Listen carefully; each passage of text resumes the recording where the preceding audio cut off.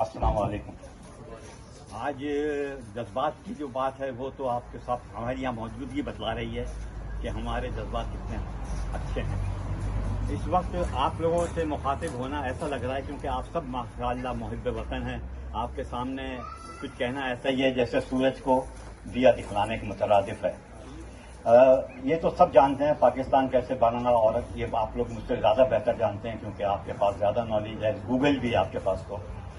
लेकिन मैं एक बात सिर्फ इतना कहूँगा कि पाकिस्तान बनने के साथ साथ हमारे पास एक और भी चीज़ आई है, वो आई है कांग्रेसी ज़हनियत। उसकी वजह से अक्सर लोग पाकिस्तान के बारे में उल्टी सीधी अफवाहें उड़ाते हैं, जिसके बारे में बहुत ज़्यादा बात करने में तो बहुत वक्त लगेगा।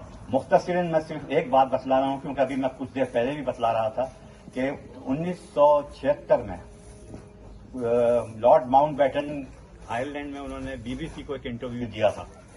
तो उस इंटरव्यू से मैं एक दो बातें आपके सामने बताऊंगा ताकि आपको पता पड़ेगा कि ये जो कांग्रेसी ज़हनियत हमारे जहन के अंदर गलत बातें बोलती है वो खुल जाए।